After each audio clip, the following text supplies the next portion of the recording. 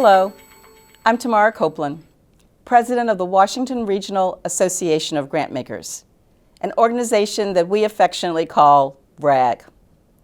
We support the philanthropic sector in Northern Virginia, suburban Maryland, and in the District of Columbia. In 2016, we embarked upon a learning journey to explore the depth and breadth and impact of structural racism and implicit bias. We called it Putting Racism on the Table. 2 years later, we asked our members if this learning journey had made a difference. We were pleased when they reported that 36% are now doing their grant making using a racial equity lens, and an additional 34% is considering that strategy. And while we know that philanthropy can definitely be catalytic, we also know that philanthropy alone will not make this a racially equitable region. So we have partnered with Leadership Greater Washington to expand the table for racial equity. We are joining with nonprofit leaders and with business leaders to again look at issues around structural racism and implicit bias. We are delighted that you are a part of this learning journey. The role of government in advancing racial equity will next be explored by Julie Nelson and Karla Bruce. Good morning. It is nice to be back. I was a part of this series, was it just last year? In 2016, lose track of time. So love the fact that this series is happening and love the topic that we have today. I will share that I am someone who spent the bulk of my career working in local government, and I have a deep passion both for racial equity and for the role of the public sector. Now, thinking about the public sector for the public good, clearly the fact that we've got racial inequities, that's not for the public good. And so see the connections between the public sector and racial equity very, very clearly. I want to give you fair warning that today Karla and I are going to be trying to do a whole bunch. Sometimes we're known for being overly ambitious, but we're going to try and keep it moving, keep it engaging, have lots of table talks and group activities. Keep the introductions relatively short. I am the Senior Vice President of Programs at the new Race Forward. Now, Race Forward and the Center for Social Inclusion merged as two organizations last year, still in the integration process, but we're now the biggest multiracial racial justice organization in the country, really working on issues of structural racism. One of our key projects is the Government Alliance on Race and Equity. We're a membership network, peer-to-peer, membership-led, membership-driven. We've got over 80 members now, and where we really thrive is not just theory, but taking theory and putting it into practice. We have a field of practice that has grown pretty substantively, I'll say over the past 15 years. 15 years ago, the city of Seattle was the first jurisdiction that started a racial equity initiative, really focusing on institutional and structural racism.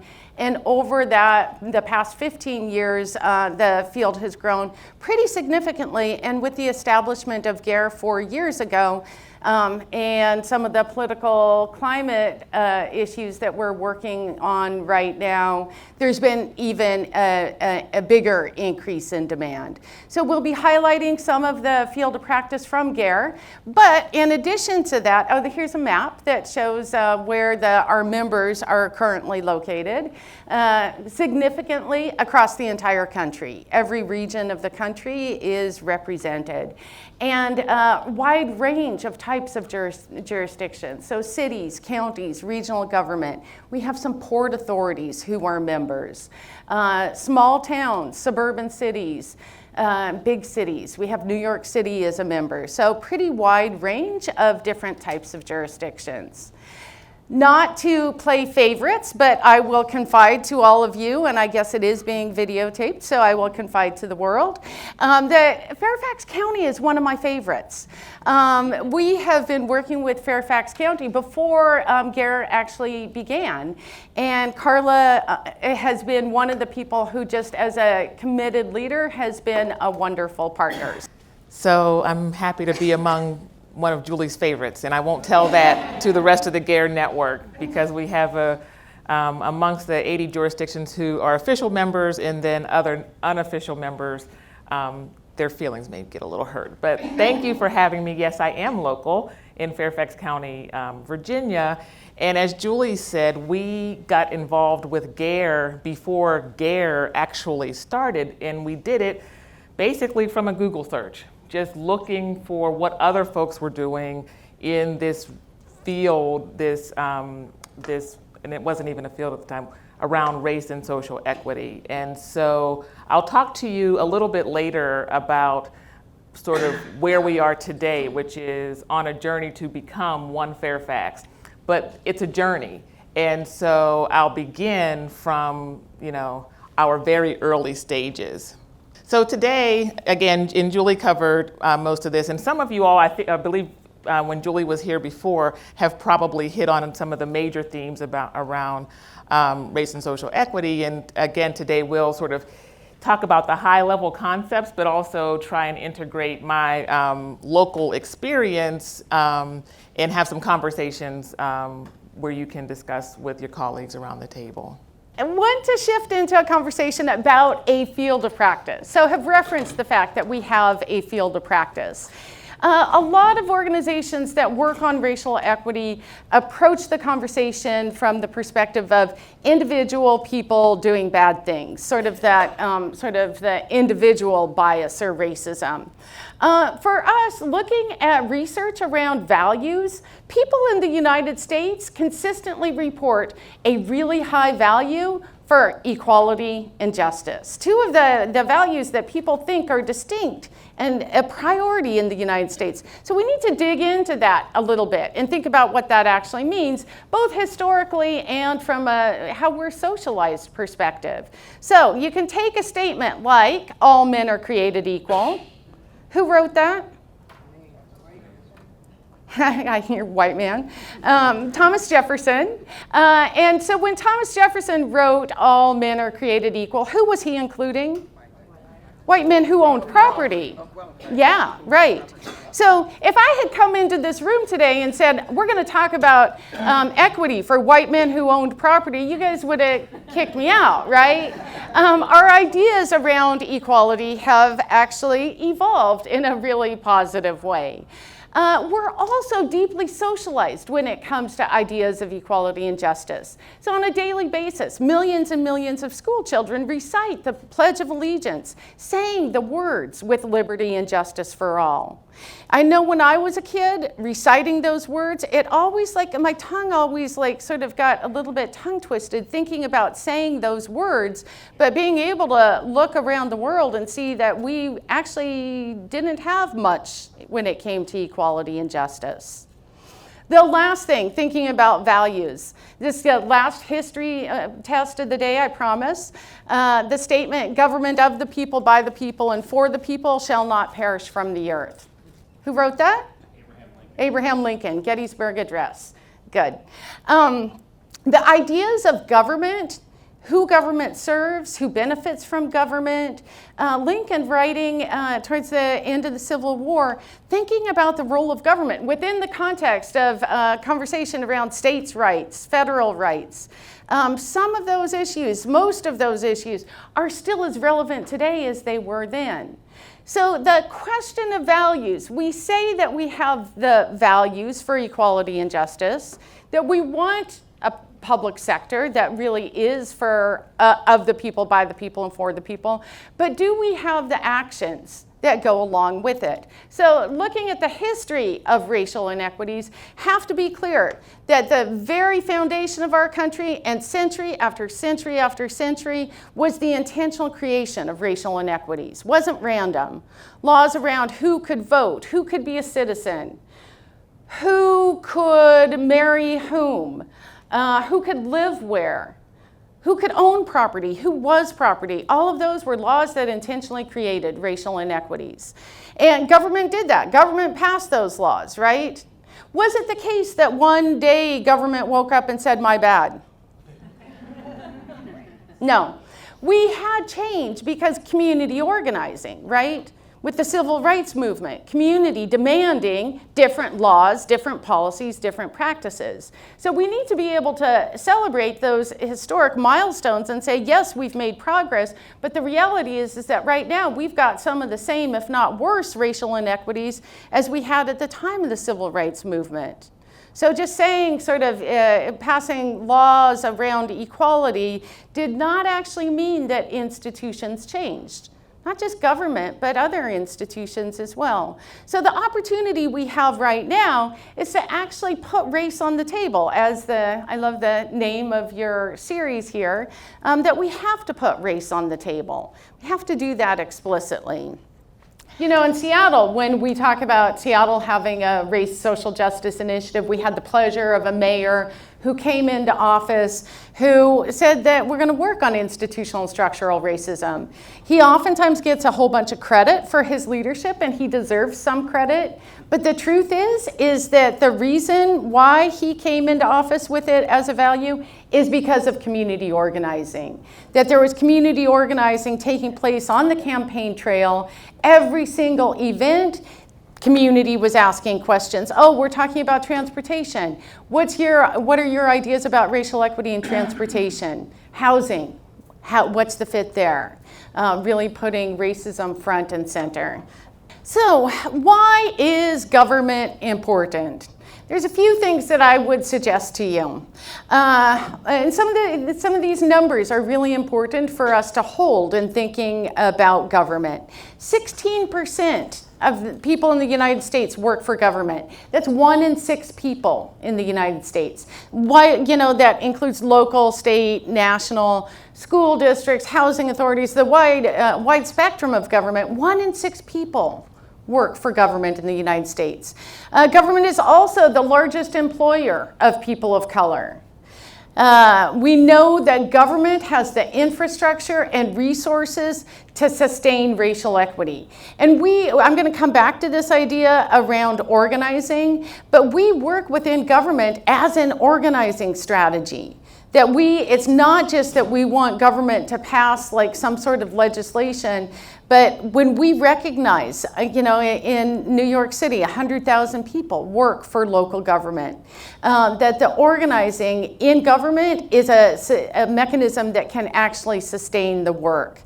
Final thing, why government? We have to be able to grapple with the negative ideas about government, whether we're talking about government inefficiency or government bureaucracy. Recognize that if we can't tackle those, then we'll just keep perpetuating same old, same old. And so transforming government into the public sector for the public good. It's a different idea of government. We sometimes in GARE talk about, use a term that we call bureaucrativists. So recognizing that we are in a bureaucracy, but we are actively working to transform that bureaucracy. Government is an opportunity to accelerate change, to make more progress more quickly when it comes to government.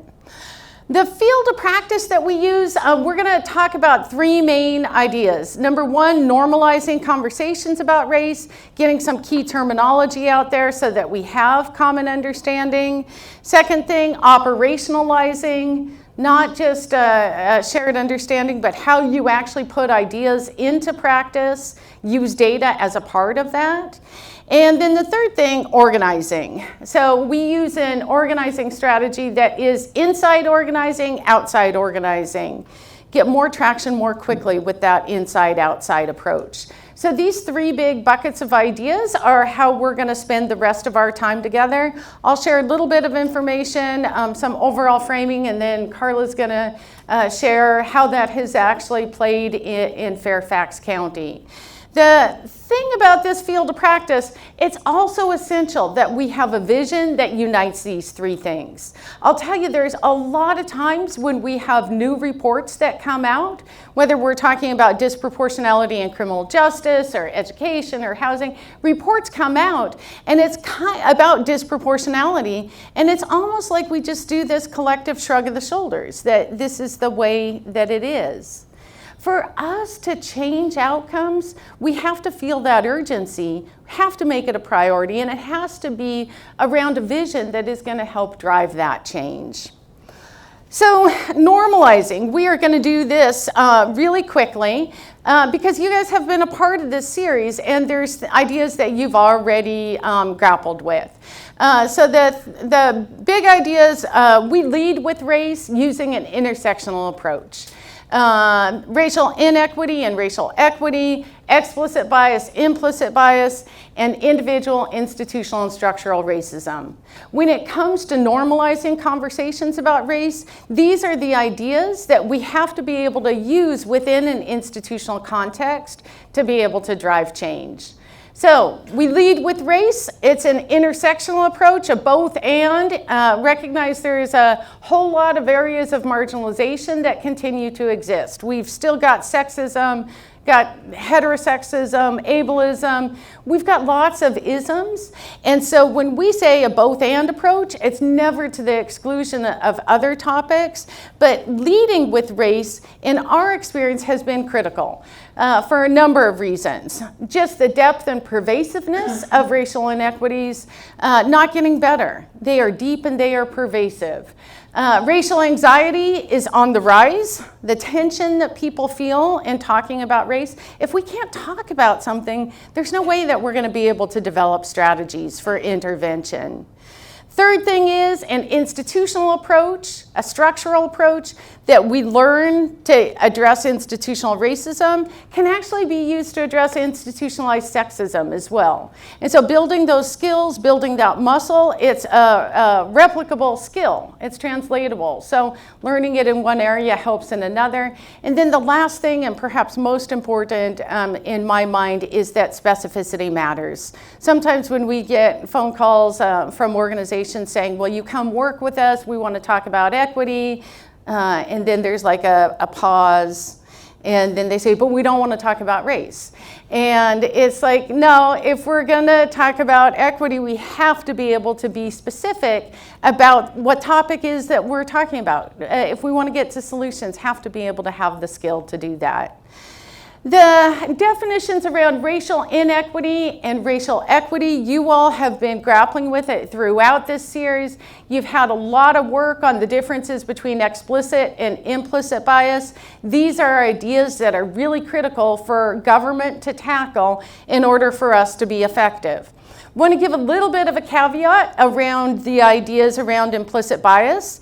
Implicit bias sort of has been a bit of it's been in the headlines. Lots of private sector doing training around implicit bias. And it can be good. It's not always good. And the reality of implicit bias training is that sometimes if we're just looking at implicit bias from an individual perspective, the challenge is that most people are not choosing to be biased. Implicit bias plays out on the unconscious level. So if you're just treating it as if something that you can train out of people, people are not actively choosing it. So when we're talking about implicit bias, it's really critical that we are able to think about implicit bias, not just at the individual level, but within the institutional level as well. So we can think about bias implicit, explicit, individual, institutional, and being able to identify examples in each of these areas is something that is sort of putting the theory into action, being able to identify where the examples are playing out, critical for the work that we are doing within government. Last set of definitions, individual, institutional, and structural racism. Now, if race can be a loaded topic, sometimes racism is an even more loaded topic. And because it is so loaded, we think it's critical to provide clear definitions. So individual racism, bias or discrimination from an individual. In institutional racism, policies, practices, and procedures that work better for white people than for people of color, oftentimes unintentionally or inadvertently. Now, historically, there were lots of cases where it was intentional and it was direct, no question about it. But because of the progress that we have made in some ways, took that explicitness out of it, but we still have policies, practices, and procedures that work better for white people than for people of color. Structural racism means that every single institution has got institutionalized racism, plus we've got historical legacies and ways that we've all been socialized around race. So it's at the structural level that we see the creation of inequities in communities. Where we see the possibility for change, that we have to have institutions and organizations that are doing the work within their own organizations in order to bring sectors together or structures together. So want to now shift to have Karla talk about the work that Fairfax County has been doing in normalizing conversations about race. I'm glad that Julie and her colleagues coined the term bureaucrativist, because that sort of is what I am, and that was sort of what I was going to sort of try and describe to you in a lot of different words. But if you get bureaucrativist, then you get it. And you sort of use your position in an organization to do what you know is best to do. And I'm sure all of you in your own experience have found yourselves doing this. But let me talk to you first a little bit about Fairfax County. And so even though we are regional neighbors, there are a lot of misconceptions about what's going on in the jurisdiction surrounding DC. So Fairfax is a jurisdiction of 1.1 million people and growing. It's very diverse. It's among the wealthiest, often 1, 2, 3 wealthiest jurisdictions in the country. 180 plus languages are spoken in our public school system.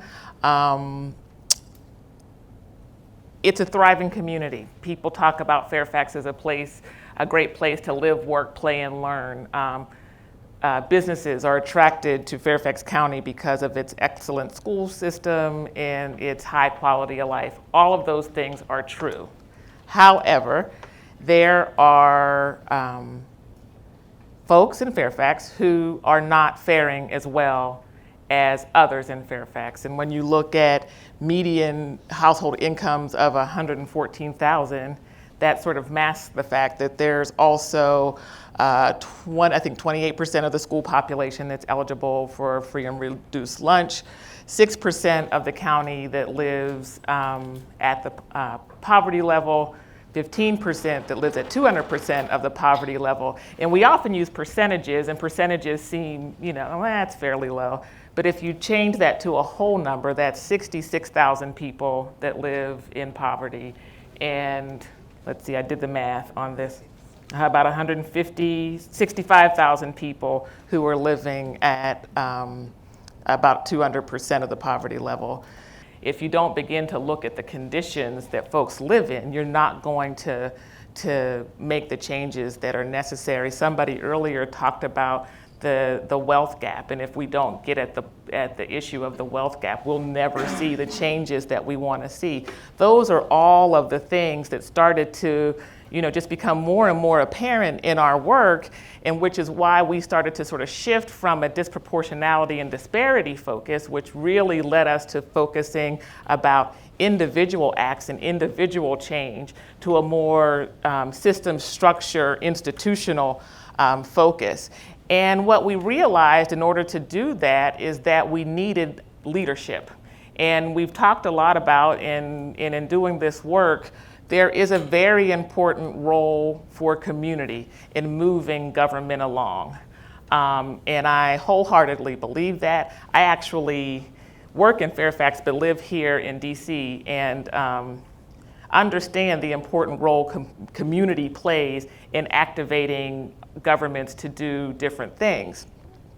However, because I work inside government, community has power. Community has the ability to vote. But in a jurisdiction like Fairfax, where the bulk of the population is faring okay, there's a balance there where a few concerned voices isn't enough to move the jurisdiction in the direction that it would need to move. And so it had to be something where internally we were looking at building visible leadership and awareness amongst our elected and executive leaders about the importance of this perspective, not from the moral perspective, but more from the economic perspective. And that was something that had to be generated internally. Yes, we had some very important allies in the Northern Virginia Health Foundation, an organization, actually Leadership Fairfax, which is a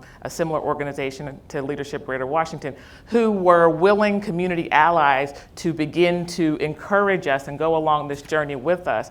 But it was really about readiness internally that allowed us to make this shift toward this vision of advancing race and equity. And so we talk about advancing leadership, and we really concentrated our efforts around building an infrastructure that allowed us to talk about race and equity. And to the point that Julie made, normalizing is important. And I will say in a lot of our early conversations, folks got a bit anxious. I'm not racist. I haven't conducted myself in a way. I haven't done anything.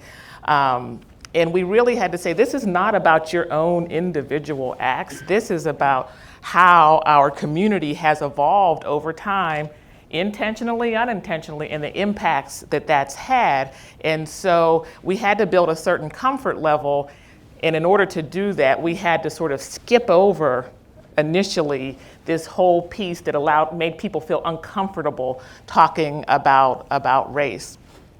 The other thing is we had to begin to apply in a very general way, some equity tools, looking at data and sort of looking at numbers and how people were faring and making it real, because people could operate on assumptions. And if you look at whole numbers and if you look at sort of the population as a whole, you might not see it. So it was very important that we utilize tools that revealed through data sort of what our actual situation was. We couldn't push it aside with the community at the table. These were things that we had to begin to sort of put out front and do something about. And I'll talk a little bit more about some of the specific things that we're doing there. And then accountability is critically important. Again, not just accountability to ourselves, but being open about what the progress that we're trying to make, and having people from the outside be able to hold us accountable. So this is sort of where we started. You'll notice the date here is 2014, and this is really a team of committed staff who, again, from the philosophy of knowing better and doing better and learning more about the field of practice around advancing race and equity, sort of formulated that our focus at that point was building leadership. Is that, yes, we would engage with the community, but the community was only going to be able to get so far if we didn't have a committed leadership. And I included this, you can't see it here, but this just represents that sort of pathway. And this has been work that happened even before I got to Fairfax in 1999. But it's been a journey, just little milestones along the way. But what's important here is it intends to sort of represent that shift from the individual level focus to now where we are now, that's focused more on changing structures and toward this vision of One Fairfax. So we talked about normalizing, now we want to shift to operationalizing. When we use the word operationalizing, we have a lot of focus on policy. Recognition that policy drives a lot of the outcomes that we see in communities. We know that from a historical perspective, there were a lot of policies that were explicitly racist, that created racialized outcomes, that had negative impacts for communities of color. Over the course of the last 40, 50 years, we have seen some of those explicitly racist policies change, but what we still have to do is look at what the underlying policy, how it's playing for different communities, getting back to that definition of institutional racism. And so you can do opportunity mapping. Look at where the good stuff is located, where the not so good stuff is located. Those decisions that the public sector makes around what is located where is really important for us to consider. Doing some work with an organization around child health indicators. And so looking at things like the percent of kids who walk to school, that's a strong indicator for health outcomes. Well, the reality is that some kids, this is not just an individual choice, that there are some children that have safe routes to walk to school, some that do not. And so for us to think about it, not just like, oh, we need to educate those families so that they get their kids to walk to school. No, it's a matter of looking at the infrastructure that has led to one outcome versus another. What physical space is makes a difference. So that's one thing we have to consider. Last thing around, I'm not going to actually tell there's a much longer story around streetlights that I could share, but I'm not going to take the time to do it. What I am going to say is that the story about streetlights ultimately came back to a story about complaint-based systems. That in Seattle, the fact that you had to call to get a streetlight that was burnt out replaced had led to the outcome that there were more streetlights that were burnt out in some neighborhoods versus in others. The way that government would typically respond once something like that had been identified would be to think about it from an educational perspective. Oh, people don't know that they have to call the city. We need to let them know that that's their responsibility. We'll do a bill stuffer. We'll do door hangers. We'll let them know. Well, ultimately, complaint-based systems, we need to come up with different strategies for getting those basic services fulfilled. So with streetlights, doing a geographic replacement instead of relying on people to have to call. Can look at service after service after service that are all complaint-based and come up with different mechanisms for delivering services. So that's about policy and practice. Using a racial equity tool to intervene in decision-making process is something that is really critical for the work that we are doing. If we keep making same old decisions, we will keep getting same old outcomes. So when we actively insert racial equity into the decision-making process, we're having a conversation around who benefits and who's burdened by any given decision. Sometimes I will give an analogy between a racial equity tool and an environmental impact statement. Back in the 70s, when environmentalists were arguing that the public sector should consider the environment when making decisions about what gets built where, were developers happy about that? No.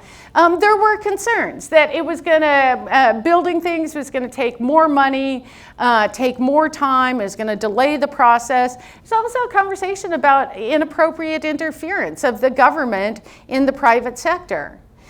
And what happened was that government said, no, when we care about something, when we care about the environment in this case, it's not just that we, words on paper, but that we actually change what we're doing. And so the development of environmental impact statements was a mechanism for making sure that environment was incorporated into those decisions. So same thing with the racial equity tool. When we care about something, we actually do something about it. The comparison to an environmental impact statement is not exact because actually with an EIS, you do the EIS and then the project gets built or not, right? End of story. With using a racial equity tool, what we find is that it's both a product and a process. So you can complete a worksheet, you can do an analysis, but your end goal is having an impact, moving the needle on racial equity in the community. So it's really more of an iterative process, an ongoing process. The steps that are included in using a racial equity tool, it's a methodology. It's not a panacea or it's not a silver bullet where like you pop in some information and then the answer pops out. It really is a methodology around how you insert racial equity into decision-making processes. So I want to give you an example as I walk through this, just because sometimes it's easier to think about application with an example. The example I'm going to use, I think, is I'm going to talk about increases to the minimum wage.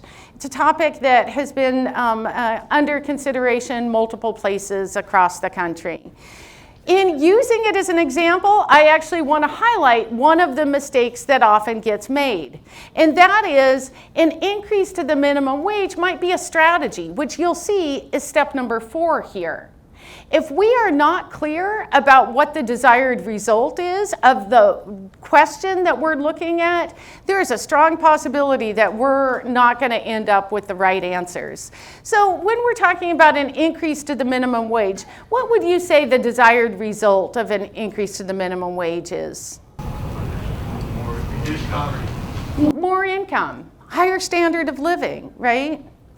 So that's, we could go into a whole lot more depth with all of this. This is a fast and furious description of a use of racial equity tool, but higher standard of living would be a desired result. If we were to look at data around people who are in low-wage jobs, what would we find as far as the association between race and people in low-wage jobs?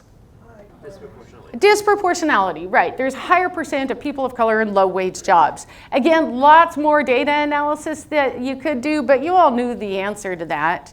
For us, in working with jurisdictions around this exact topic, where it has gotten most interesting is with the community engagement. We have done community engagement with 2 different primary stakeholder groups. Number 1, people who are in low-wage jobs. And this is where we convene people, have conversations. We're having a conversation about increasing standard of living and the possibility of increasing the minimum wage. Now, what people who are in low-wage jobs have actually talked about really, really clearly is that they may be in a low-wage job, but they get a package of benefits. They might have housing assistance. They might have childcare assistance, energy assistance. So their wage is here, but their standard of living is up here.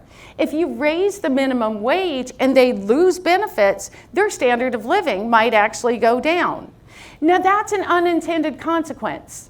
It doesn't necessarily mean that we're opposed. Now it's like, oh, we're not going to talk about minimum wage. But what the methodology leads you to is to consider unintended consequences, because you got to be focused on that desired result. And so the work in some jurisdictions where there are benefits, especially under local control, where you can change the way that they work from who gets what benefit at what income level. Instead of an all or nothing, as wages go up, the benefit might be reduced a little bit, but your income, your standard of living still goes up. So graduated benefits is a strategy for intervention. So now, instead of just talking about one strategy, you've got an increase to the minimum wage, and you've also got a strategy around working with some of the benefit programs.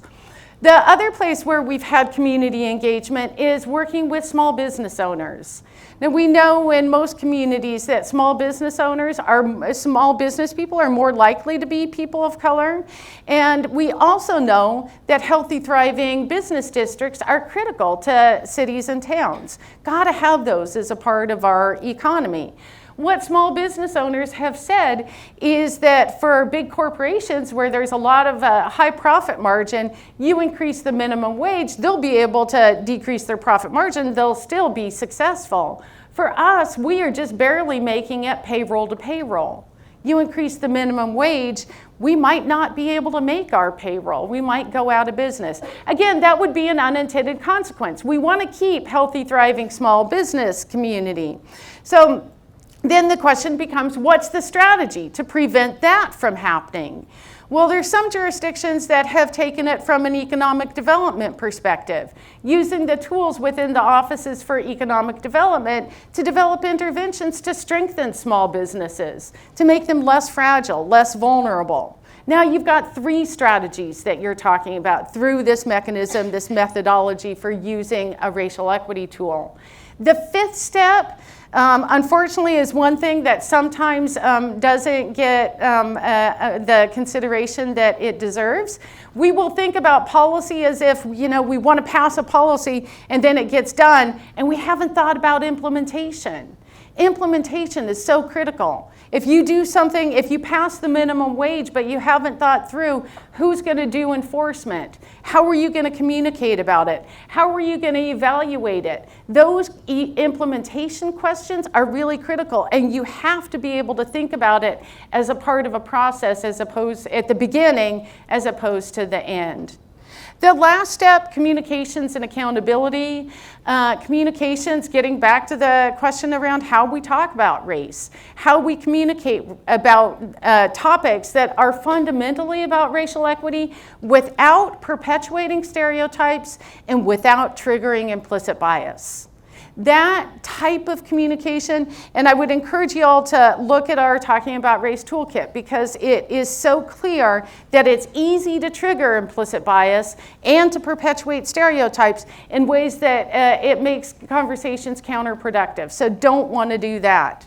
The accountability piece just means that after we've done all those steps, we put something in, start to implement something, we remain focused on the desired result. So we go back to the top, evaluate whether we've gotten the impact that we wanted.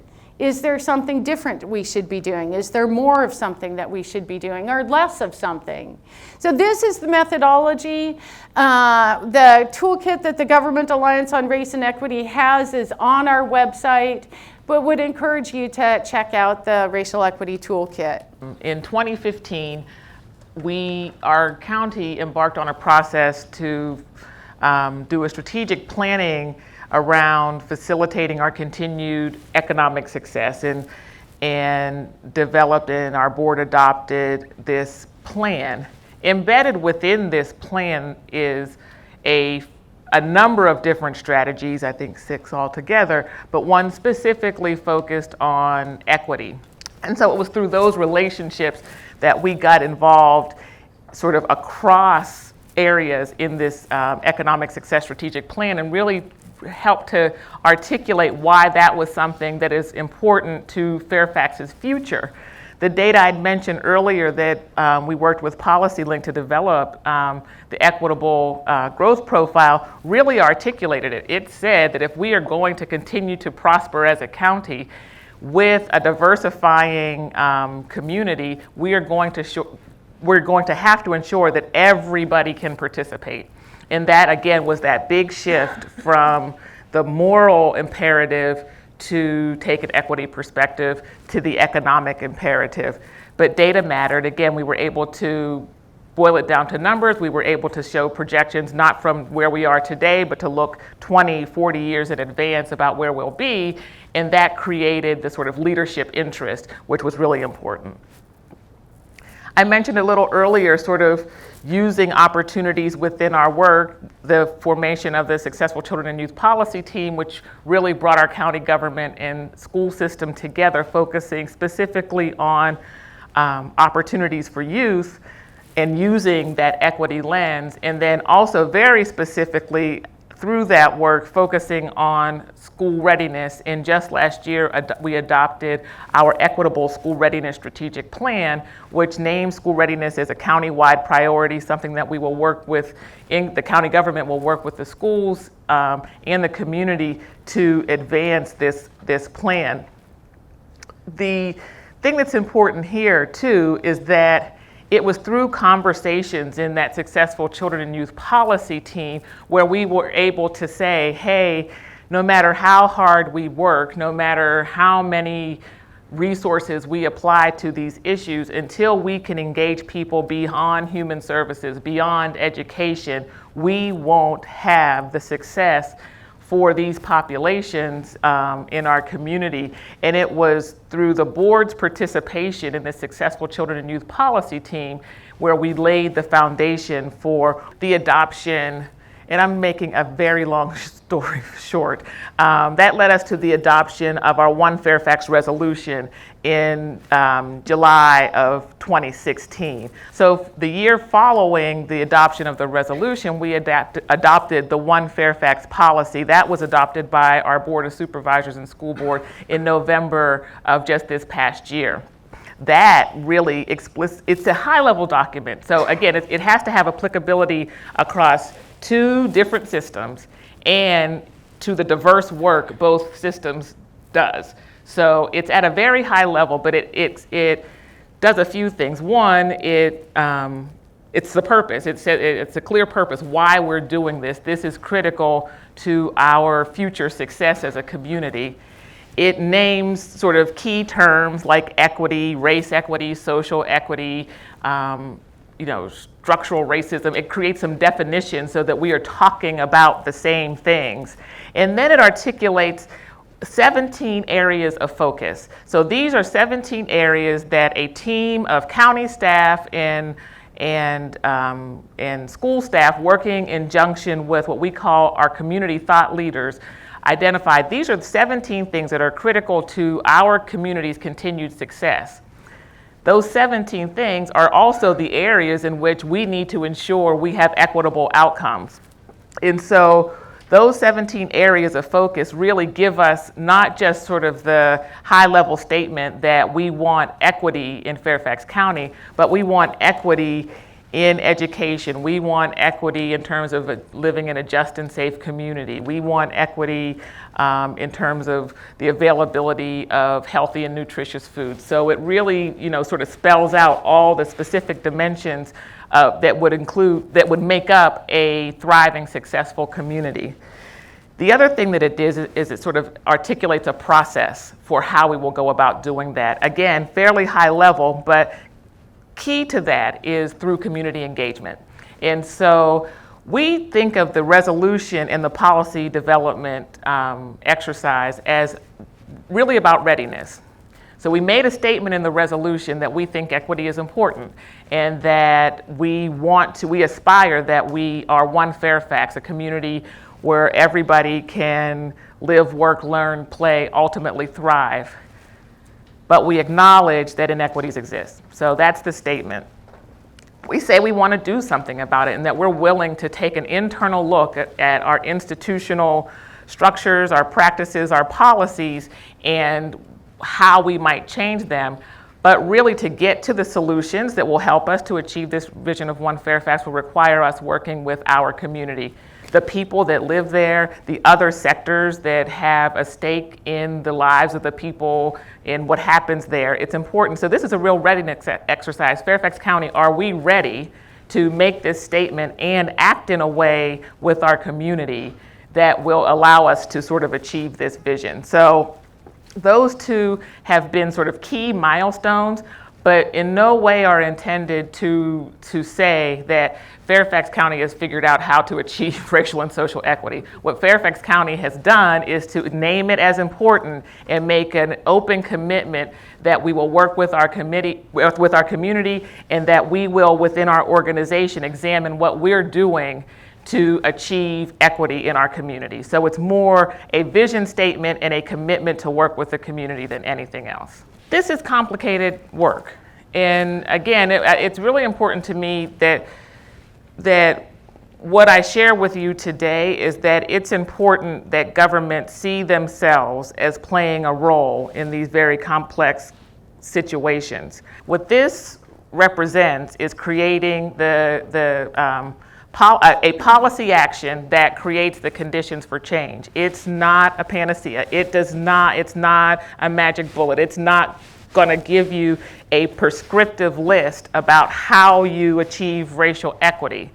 But it takes a very important step. It puts the government in a role of acknowledging racial inequities exist and opening themselves up to look internally, introspectively, and to work with the community. And it's really important that the community take advantage of that opening to work with us. That, to me, is the key part of One Fairfax, not sort of, a step-by-step way to be One Fairfax.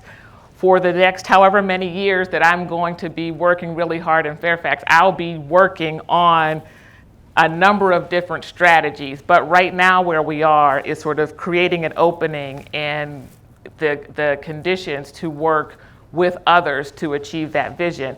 So we're going to talk a bit about organizing now. And so we're going to jump through this quickly, but I think the one particular slide might help to tie a lot of the questions that I've received around the Fairfax County experience together.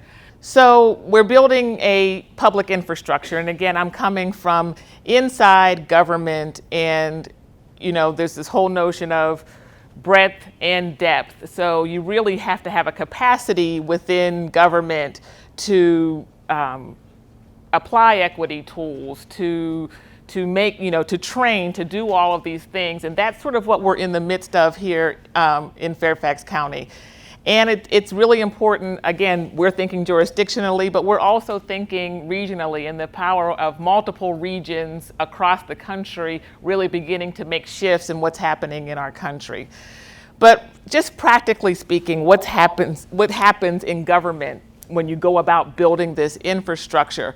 And this is general, but this really, I think, does a good job of illustrating the infrastructure that we are in Fairfax County in particular are looking to build. So, sort of the big columns sort of represent all the major, or not all, some of the major business areas of government: housing, transit, police, parks, courts. And what we're saying is that this touches everything. There was a question earlier about, do all policies have some racial equity impact? And I think if you think about it deep enough, you could probably get to the racial equity implication of just about every government action that's taken. But to support that work across multiple agencies, I think all of us know the challenges of stovepiping. We don't want every organization building their own individual structure and their own individual plans. We need to do this in a more collective way, and the way that it's recommended to do it is to, again, visible leadership is important, so across all of those business areas of government, having a level of a racial equity leadership team. In Fairfax County, that leadership team is made up of the county government and the school system, because we are working on this together. But embedded within the organizations, you need sort of, there's always the folks in the middle who get the job done, those workers who are, supporting those folks at the executive and elected level, but it's by steering the work. And so in Fairfax County, we refer to that as our steering committee. Here it's called a core team, but staff that are embedded within the organization with the role and level of authority to help to move all of these business areas together. But you can't build all of this outside all of those organizations. You also have to have something embedded within each of the agencies. And so establishing interdepartmental teams, so representatives from each of these business areas working internally, but also with a eye to working externally across all of the different business areas.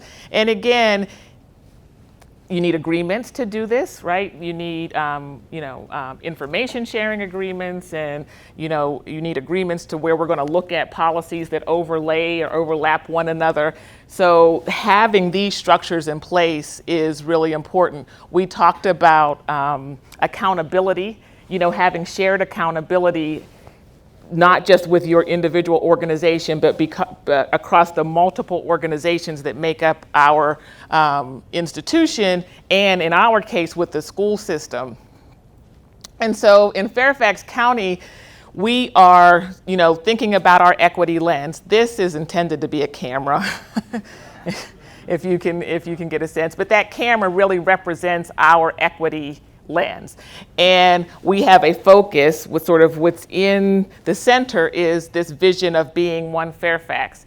And we adjust that lens in two ways. We adjust it through our engagement of the community, our work with partners and other stakeholders, but we also adjust it through our organizational effectiveness, our leadership, our workforce, the culture of our organization, our policies, our practices, what we do. So that's how we sort of keep a focus on this goal of one Fairfax, but really start to begin, adjusting what we ourselves. And again, that's the power of the policy and the resolution. That's the commitment to work with the community and make adjustments within our own work to achieve that vision. I mentioned that the policy includes 17 areas of focus. We looked at those 17 areas of focus. Part of why we identified 17 areas of focus is that there were 17 kind of strategic plans, reports sort of out there in the universe that have been generated by our boards, by our departments about, you know, strategically what they were going to do. And we wanted to make sure that every department saw that they played a role in achieving equity in Fairfax County. And to do that, we look at some core approaches. So every business area, every discipline has very specific strategies that it will implement. But if you were to group all of those strategies into some major headings, they generally fall in these categories. We're acting early. So we're looking at trends and we're not waiting for it to get to its most crisis state. We're trying to get at things before they're at their most crisis state. So coming from a prevention angle, using data better, not just collecting data for the sake of collecting data, but making good use of it, disaggregating data, building the capacity to disaggregate data. Again, it's about closing gaps. We know where the whole county is. We want to know where each of these discrete groups are, and we want to implement specific strategies that are designed to close gaps. One thing that's important to think about in terms of closing gaps, though, is that, and this is why it's important that we set a goal for all, is because it's not just about closing gaps, because just because you close gaps, what if everybody's at the bottom, right? Is that okay? I mean, if nobody is succeeding and you close the gap, then they may be the groups may be closer together, but they're still not experiencing the level of success we would want them to have. So closing gaps, but in the context of achievement for all. So that is why sort of how we are working in general to become one Fairfax. And just, again, excited to have the opportunity to speak to an audience of people that are interested in that, to work, you know, at a time when other jurisdictions are working toward a vision, and, you know, and just acknowledge that it's early in the journey, but I'm excited that we're on this journey. Successes and challenges. And we have been talking about some of those along the way. And sometimes it feels like there's successes and challenges are kind of the opposite sides of the same coin, that whether something is a success or whether it's a challenge, we see just dynamics playing out that we have to be intentional and strategic in grappling with.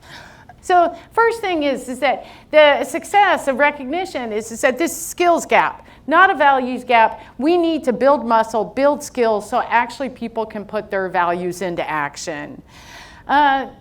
Challenge, we've got growth and expansion taking place, rapid expansion, building capacity to meet demand, big challenge for us.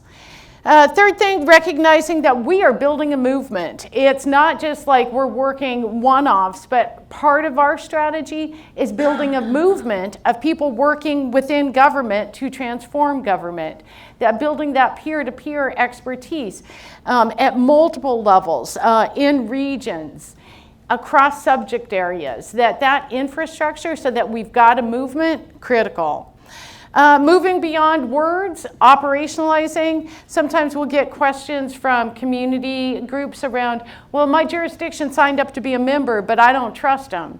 And it's like, yeah, I hear that. And this is an opportunity for accountability. It's a good thing to have words on paper because you can use those words on paper to say, okay, you said you're using a racial equity tool. Where's the, share what you're doing with that. Accountability matters.